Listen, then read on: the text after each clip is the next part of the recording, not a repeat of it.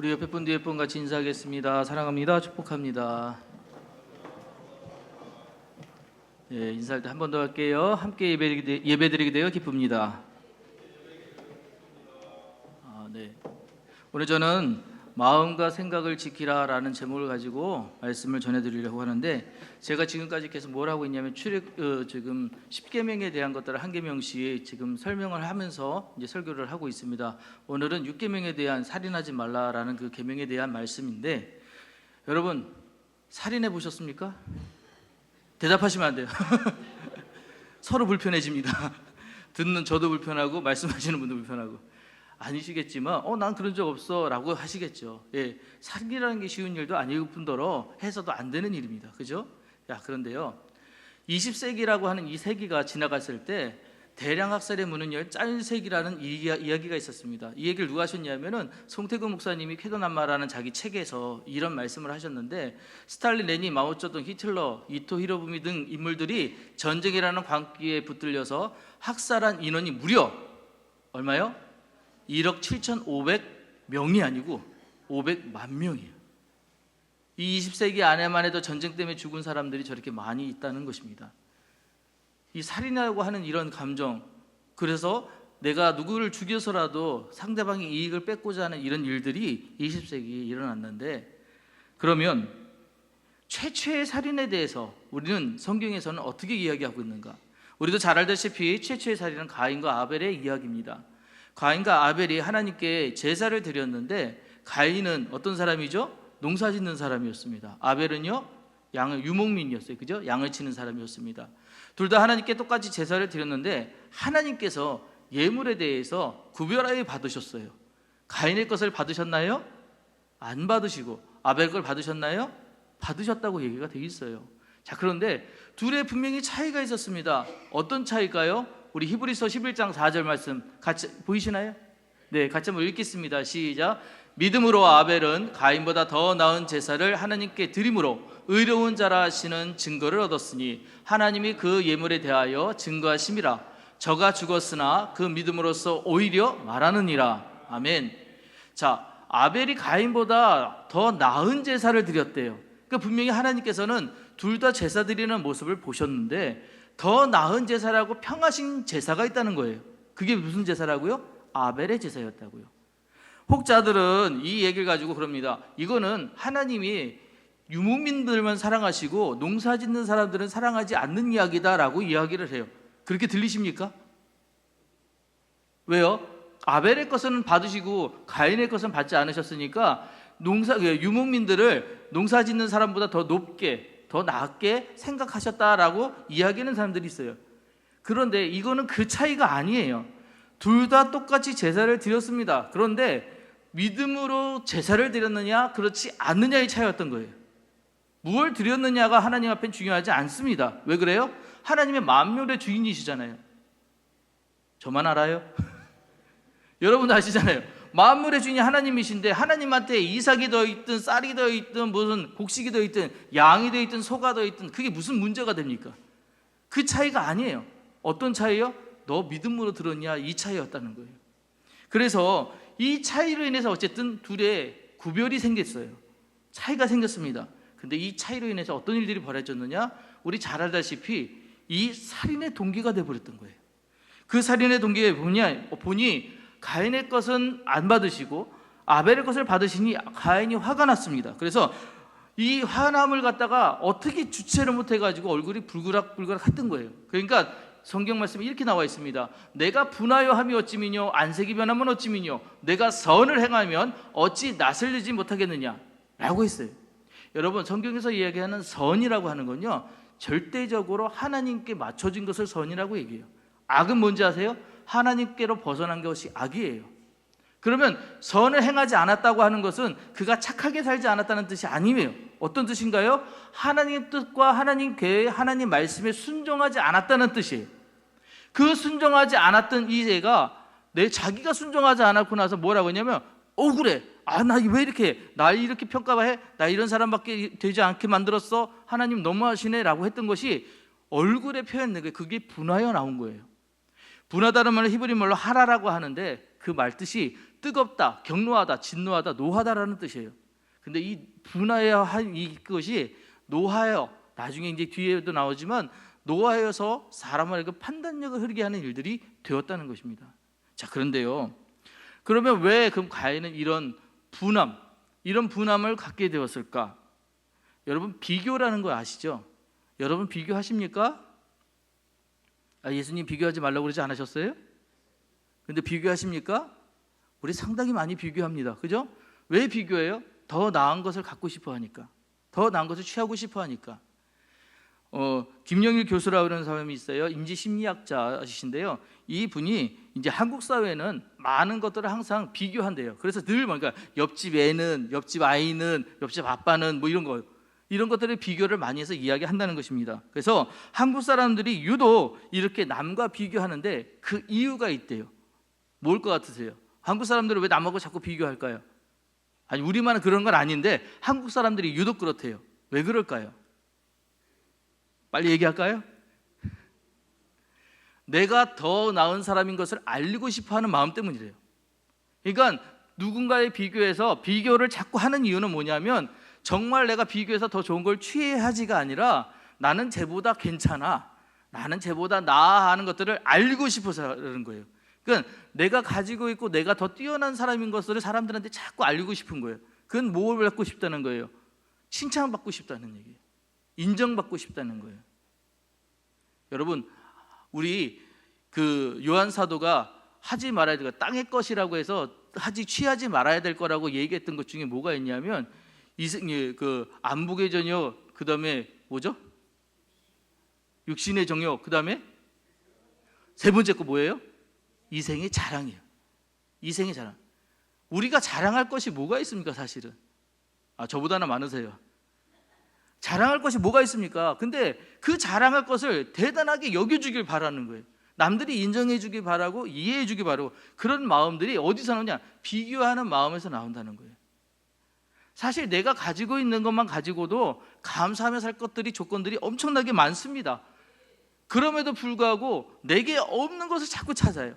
내가 있었으면 하는 것들을 자꾸 채워 넣으려고 해요.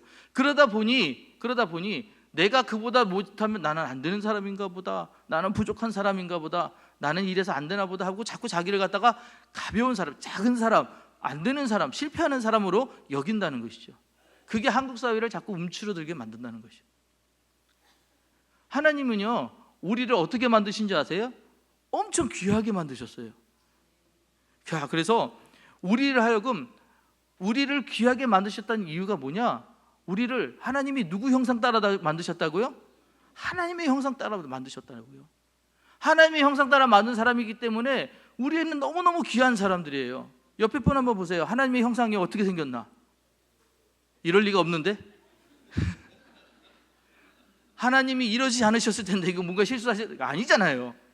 너무 귀하게, 너무 뛰어나게 잘 만드셨어요. 하나님은 완성품을 만드셨습니다. 근데 왜 우리는 완성품으로 살지 못할까요? 자꾸 내게 없는 것 찾아서 그래요. 내게 있어야 될 것들이 없다고 생각하기 때문에 그렇다는 거예요. 자, 그런데요, 그 마음에서 뭘 하냐? 이제 우리 하나님께서 우리에게 가르쳐 주셨던 말씀 중에 너 생명 꼭 지켜야 되는데, 생명을 소중하게 여겨야 되는데 그 이유가 뭔지 알아? 너가 나의 형상을 닮았기 때문이야, 이렇게 얘기를 하세요. 그래서 창세기 9장 6절에 다른 사람의 피를 흘리면 그 사람의 피도 흘릴 것이니 이는 하나님이 자기 형상대로 사람을 지었습니다. 그러니까 나만 귀한 게 아니에요. 그러니까 하나님을 닮은 모든 사람은 다 귀한 거예요. 그래서 모든 사람을 바라볼 때는 어떤 눈으로 바라보냐? 긍휼의 눈으로 바라보셔야 돼요. 저 사람도 하나님이 쓰시는 사람, 저 사람도 하나님이 만드신 사람, 저 사람은 하나님께서 또한 사랑하는 사람, 이런 것들은 마음으로 그래서 저가 내게 부족하기, 내게 대해서 좀 부족하다 할지라도 나는 저를 인정해야지, 저를 사랑해야지, 이런 긍휼의 마음으로 사람들을 대하셔야 된다는 얘기예요. 근데 되게 그렇게 되나요? 나보다 좀 못하면 에이 저 부족하네, 연약하네, 그러면 무시하기 시작하고 그 위로 올라가려고 그러고 그렇게 한다는 얘기죠. 그 마음이 어디서, 그게 살인의 동기가 된다는 얘기예요. 그래서 예전에는 우리 아시다시피 그런 거 있잖아요. 눈은 눈으로, 이는 이로. 성경에도 그런 말씀 나오잖아요. 그렇게 해서 율법으로는 그렇게라도 지켰습니다. 그렇게라도 하라고 말씀하셨어요. 근데 예수님이 오셔서 그 얘기를 바꿔놓으세요. 어떻게 바꾸셨느냐면 예수님은 이렇게 말씀하십니다. 옛사람에게 말한 바 살인을 하지 말라. 누구든지 살인하면 심판을 받게 되리라 하였다는 것을 너희가 들었으나 나는 너희에게 이르노니 형제에게 노하는 자마다, 아까 노한다고 뭐라고 했죠? 하라라고 했습니다. 하라 하는 자마다 심판을 받게 되고 형제에 대하여 라가라 하는 자는 공회에 잡혀가게 되고 미련한 놈이라는 자는 지옥불에 들어가게 되리라. 자, 여기서 라가라고 하는 게 엄청나게 되게 심한 욕 같죠? 그냥 우리 여러분 성경책 보면 주석에 이 히브리 욕설 이렇게 되어 있을 겁니다. 그냥 엄청난 욕인 거죠. 근데 저 뜻이 뭐라고 있는지 보십시오. 뭐라고요? 헛된 거, 무가치한 거, 좋은 거, 하나도 없는 거, 머리가 빈. 우리 이런 거 잘 쓰지 않아요? 우리 잘 쓰는 단어 있지 않습니까? 예의 뭐라고 그러잖아요? 바보야. 에이 바보야. 이렇게 얘기하잖아요. 근데 그게 어떤 거라고요? 그렇게 말하는 것이 공의에 잡혀간다는 거예요. 그 왜 너 그렇게 그런 말 했어? 우리가 바보라는 얘기를 하면서 그 말이 정말 나쁜 말이구나 이렇게 여기면서 하는 말 있습니까? 연인들 가운데서는 서로 애칭 쪽에 사랑하는 말, 에이 바보야 뭐 이런 거 하잖아요. 그죠? 언제 보셨어 이게? 너무 오래전이라 기억이 안 나요. 근데 저 국민학교 때도 애들이 그랬어요. 바보는 좋은 말이래. 그래서 무슨 바보가 좋은 말이야? 그랬더니 바라볼수록 보고 싶은 사람이 바보래요. 그리고 나도 천재래, 천재. 와, 이거 천재 좋은 말 아니에요? 그랬더니 천하의 재수. 말장난인데. 근데 이 라가라고 하는 말, 그게 무슨 얘기냐면 쉽게 남을 헐뜯고 가볍게 여기는 그 말 하나 가지고도 넌 공회에 잡혀갈 만한 나쁜 사람이 된다 이 얘기예요. 예수님이 지금 그 얘기를 하시는 거예요. 그리고 미련한 놈이라고 했잖아요. 넌 쓸모없어. 여기 미련한 놈은 그냥 미련한 놈이 아닙니다.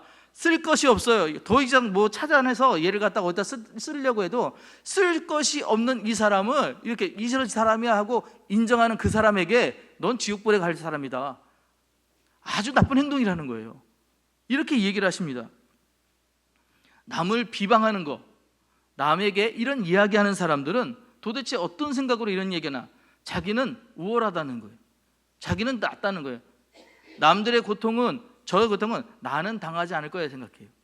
남들에게 있는 그런 어려움은 나는 괜찮을 거라고 생각해요. 이런 우월감, 자신감과 다릅니다. 나의 자신이 있어, 나 뭐든지 할 수 있어, 그런 마음과 다른 거예요. 내가 너보다 나하는 마음은 비교에서 온다고요. 그거는 옳지 못한 감정이에요. 또 하나, 비교의식이요. 그 비교해서 뭐 하자는 거예요? 내가 더 나은 걸 알리고 싶다는 얘기예요. 이생에 자랑하고 싶다는 거예요. 이것도 아니라는 거예요. 비방하는 사람들이 또한 갖고 있는 게 뭐냐? 교만이에요. 교만이 뭐가 왜 무서운지 아세요? 어떠한 질병이 어떤 것들은 다 밖에서 드러나요. 교만은요, 자기만 몰라요. 교만한 사람은 자기가 교만한지 몰라요. 그래서 무서운 거예요. 자기는 잘하고 있는 줄 알거든요. 아니라는 거예요.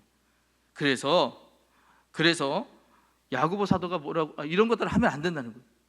그래서 야고보 사도가 뭐라고 얘기하냐? 이 글씨 잘 보이세요? 내 형제들아, 영광의 주 곧 우리 주 예수 그리스도에 대한 믿음을 너희가 가졌으니 사람을 차별하게 대하지 말라. 만일 너희가 회당에 금가락지를 끼고 아름다운 옷을 입은 사람이 들어오고 남나운 옷을 입고 가난한 사람이 들어올 때에 너희가 아름다운 옷을 입고 아름다운 옷을 입은 자를 눈여겨보고 말하되 여기 좋은 자리 있으니 앉으소서 하고 또 가난한 자에게 말하되 너는 거기 있든지 내 발등상에 앉으라 하면 너희끼리 서로 뭐가 있는 거 아니냐고요? 차별하여 악한 생각으로 판단하는 자가 되는 것이 아니냐. 이 얘기가 무슨 얘기입니까? 외모로 보기에 좀 괜찮다고 너희끼리 그의 내면은 어떤지 모르고 그가 어떤 실력은 가진지 모르고 그를 대고 이렇게 차별하게 대한다는 것은 그게 뭐라고요? 악한 생각이라는 거예요. 그게 악한 생각이라는 거예요. 겉으로 보는 것으로는 절대 우리가 그 사람에 대해서 판단할 수 없어요. 그래서 우리는 사람에 대해서 어떤 마음 가져야 된다고요?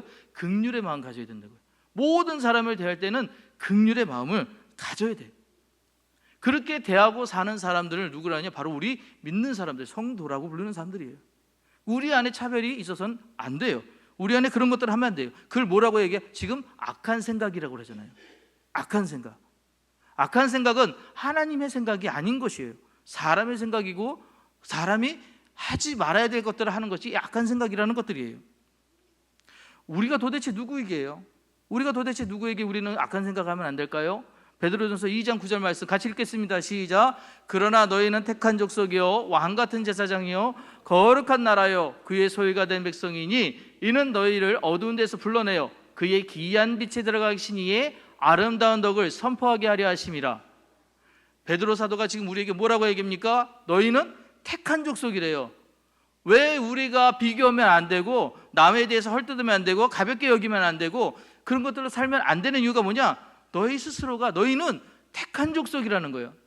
그 얘기 뭐예요? 하나님이 붙잡고 있는 사람들, 하나님의 명령을 따라야 되는 사람들인데 너희들은 이제 존재가 달라졌어. 예전에는 너희가 노예였거든. 그런데 이제 너희 존재가 노예가 아니야. 뭔지 알아? 왕 같은 제사장이야.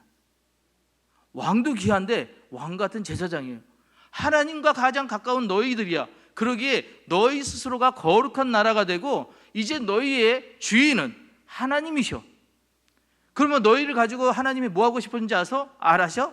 하나님은 너희를 데리고 정말 어두운 데서 불러내서 그의 기이한 빛에 들어갈 하나님의 뜻대로 살아가는 사람들에게 나타나는 거룩함을 보여주게 하게끔 그걸 원하셨어. 그래서 우리가 살아가는 모습 속에 진짜 아름답다, 진짜 귀하다 이런 덕을 말해서가 아니라 삶을 통해 선포하게 하려 하심이 바로 하나님의 뜻이야. 이게 베드로가 우리에게 지금 하고 있는 이야기예요. 그렇게 귀한 우리가 남을 비방하거나 헐뜯거나 나보다 좀 모독하다고 무시하거나 그런 행동들을 하면은 어떻게 되겠냐요? 그게 하나님의 빛이 드러나겠습니까? 하나님의 영광이 드러나겠습니까? 아니라는 거예요. 우리는 우리의 행동으로 인해 하나님께 영광 돌릴 수 있는 사람들이 되어야 돼요. 삶이 예배가 되게 해야 된다 그런 얘기 들어보셨죠? 여러분 거룩한 산제물이라는 말씀 들어보셨죠? 그 얘기가 무슨 얘기죠? 여러분들이 하는 행동 하나하나에 여러분들의 삶에서 있는 삶의 그 자리에서 피어나는 영향력에 많은 것들이 영향을 받는데 그게 악한 영향이 아니라 좋은 영향을 받아야 된다는 얘기예요. 그게 여러분들이 되어야 된다는 얘기예요. 어떤 사람이게요? 하나님이 구별해낸 하나님의 택한 족속이기 때문에 그래요. 그래서 우리를 뭐라고 부릅니까? 우리를 뭐라고 불러요? 그리스도인이라고 불러요. 이 말은 사실 그리스도를 따르는 사람들 이런 뜻인데 바울이 사울을 찾으러 다소에 가서 이제 만났잖아요. 만나고 나서 안디옥에 데려와서 이제 1년간을 이 사람들이 모여서 말씀들을 가르치고 있을 때 그 말씀들을 가르치고 있는 그 기간 동안에 사람들이 야, 저 그리스도인들 그렇게 얘기를 했어요. 좋은 말이었을까요? 그리스도인 좋은 말이었을까요? 아니요. 우리 기독교가 처음에 우리나라에 들어왔을 때 우리를 뭐라고 부르면 예수쟁이라고 불렀어요. 그죠? 예수쟁이가 좋은 뜻이었어요? 예수에 미친 사람들 그런 뜻이긴 한데 쟁이는 낮춰 부르는 말이거든요. 장인을 낮춰 부르는 게 쟁이잖아요. 예수쟁이라고 불렀던 건 저 사람들은 예수에 미쳤어 하고 낮춰 부르던 말인데 그리스도인이 그런 뜻이었다는 거예요. 저건 예수님이라는 사람한테 미쳐있는 사람이야, 미쳐있는 사람들이야, 쟤네들은 그거밖에 몰라 하는 사람들인데 여러분 놀라운 거 아세요? 이 그리스도인이라는 이름이 안디옥에서 비로소 일컬음 받기 시작한 이후로 우리에게 그리스도라는 이 이름은 영광의 이름으로 바뀌었어요. 여러분 예수 믿는다는 것은 영광의 이름이잖아요. 그죠? 여러분 이거 얼마나 놀라운 일인지 아세요? 예수님은 우리로 하여금 악했던 것들을 선하게 바꾸시고요, 무너졌던 것들을 세우시고요, 망했던 것들을 성공시키시는 것이 하나님이셔요. 그런데 그게 방법이 우리 생각과 너무 다를 때가 많아요. 우리는 포기해야지, 실패해야지, 이제 끝났구나라고 하는 순간에 하나님이 들여다 쓰십니다. 다윗이 이제 골리앗을 만났을 때 몇 살이었죠? 뭐 잘 보세요. 10대였어요. 10대. 그죠? 뭐 12살인지 13살인지 정확하게 나이가 모르겠지만 어쨌든 10대였습니다. 자, 10대의 그 다윗이 골리앗을 무너뜨렸다고 할 때 여러분 우리는 뒤에 이야기를 아니까 대단하구나, 훌륭한 일이구나 생각하지만 그 당시 다윗이 나갔다고 했을 때 많은 사람들이 그를 보고 뭐라고 생각했을까요? 저게 무슨 일이야? 장수가 없어? 저리가 어린아이가 나갈 수밖에 없는 상황이야? 우린 끝났구나, 포기해야지, 이런 상황 아니었을까요? 그런데 하나님이 뭘 하세요? 다윗이 골리앗을 이기게 만드셨어요. 가장 약한 것을 들어 강하게 쓰셨어요. 이게 하나님 방법이라니까요. 우리는 포기하고 무너지고 이제 안 된다라고 생각하는 그때 하나님이 일하기 시작하신다는 거예요.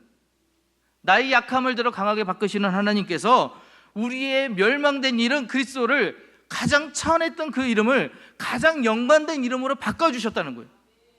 그럼 이름이 바뀌는 우리는 어떻게 살아야 되느냐고요. 당연히 우리는 낮은 무너진 이름으로 사는 것이 아니라 영광 성공된 그 이름으로 살아야죠. 누구보다 화려하게, 누구보다 강하게, 누구보다 아름답게 하나님의 이름을 전하며 살 수 있는 우리가 되어야 되잖아요. 그러기 위해 우리가 뭐 해야 되냐? 우리에게 주어진 우리의 말씀을 지킬 줄 알아야 돼요. 우리에게 주어진 이 상황들을 지킬 줄 알아야 돼요. 우리에게 주어진 예배를 지킬 줄 알아야 돼요. 우리가 할 수 있는 기도들을 지킬 줄 알아야 돼요. 그래서 우리가 해야 되는 게 뭐냐? 마음과 생각을 지켜야 된다고. 바울 사도가 빌립보서 4장 6절로 7절에 이런 이야기를 했습니다. 아무것도 염려하지 말고 모든 일에 기도와 간구로 너희 구할 것을 감사함으로 하나님께 아뢰라. 아무것도 뭐 하지 말래요? 염려하지 말래요. 걱정하지 말래요. 그리고 다만 모든 일에 뭐만 하래요? 기도와 간구만 하래요. 근데 저는 그 뒤에 단어가 더 놀라워요. 뭐로 기도하래요? 감사함으로 기도하래요. 여러분 감사 언제 하시냐고? 언제 하시죠? 좋은 거 받았을 때 감사하지 않으세요? 뭘 이런 걸 다 좋은 거 받을 때 감사하잖아요. 그죠? 근데 나 기도하고 있는데 이 문제가 해결될지 안 될지 나는 의심하고 있는데 지금 뭐라고 얘기하냐? 감사함으로 기도하래요. 그건 뭐예요? 해결됐다는 얘기잖아요. 응답해 주셨다는 얘기잖아요. 감사함으로 하나님께 아뢰래요. 염려하지 말고 감사함으로 아뢰래요. 그러면 모든 지각에 뛰어난 하나님의 평강이, 그리스도의 평강, 에이레네가 세상에 줄 수 없는 평강이 여러분에게 임해서 뭘 하시느냐? 평강만 해서 나 편해, 나 행복해, 끝 아니에요. 그 다음부터 뭘 하시느냐? 우리의 마음과 생각을 지키신대요. 이제는 이런 환경에 흔들리지 않아요. 그런 세상 풍파에 흔들리지 않아요. 어떠한 결정된 것에 흔들리지 않아요. 나는 하나님 믿는 사람이에요. 내게 끝이고 절망이고 안 되는 결론이 났을지 모르지만 나는 하나님 믿는 사람이기에 역전시켜 주시는 하나님을 나는 믿습니다. 나는 하나님이 사랑하시는 것을 믿습니다. 나는 하나님께 예배할 사람입니다. 나는 하나님께 기도하는 사람입니다. 그 마음과 생각을 지켜주신다는 거예요. 그 우리는 흔들릴 일이 별로 없어요. 왜 슬퍼하느냐? 왜 걱정하느냐? 무얼 두려워하느냐? 아무 염려 말아라. 아무 염려 말라잖아요. 왜 걱정하시냐고요? 왜 근심하시냐고요? 하나님이 계신데. 우리 하나님 계시면 믿으면 돼요. 우리의 제사가 온전한 제사가 되기 위해, 우리의 예배가 온전한 예배가 되기 위해서는 믿음이 필요한데, 믿는다는 것은 나를 맡기는 거예요. 온전하게 그에 뛰어드는 게 믿음이에요. 그 믿음을 지키신 여러분 되시기를 주의 이름으로 축복합니다. 그래서 바울 사도가 했던 말처럼 마음과 생각을 지키셔서 하나님이 주시는 무한한 복을 누리는 여러분 되시기를 주의 이름으로 축복합니다. 기도하시겠습니다. 사랑과 은혜가 충만하신 주 하나님 아버지 감사합니다. 오늘 우리에게 주신 말씀, 살인하지 말라 말씀을 가르쳐 주시고 그 말씀 가운데 더 우리의 마음과 생각조차 악한 것으로 하지 말라는 그 말씀을 지켜가는 정말 주님을 따르는 그리스도인들이 되게 하여 주시옵소서. 우리는 때때로 주신 말씀도 제대로 지키지 못하고 주신 상황들과 마음들 또한 지키지 못해 흔들릴 때도 있었습니다. 하지만 오늘 주신 말씀 다시 한번 붙잡고 주님 앞에 나갈 때 주님이 빛이 되시고 우리의 목표가 되시고 우리의 승리가 되심을 믿으며 철저하게 주님 말씀 믿고 나가는 귀한 성도들의 삶 되게 도와주시옵소서. 우리로 하여금 세상이 변하게 하시고 우리로 하여금 지역이 변하게 하시고 우리로 하여금 가정이 변할 수 있는 은혜를 허락하여 주시옵소서. 주님께서 붙잡아 주시리라 믿사오며 거룩하신 예수 그리스도 이름 받들어 기도드렸사옵나이다. 아멘.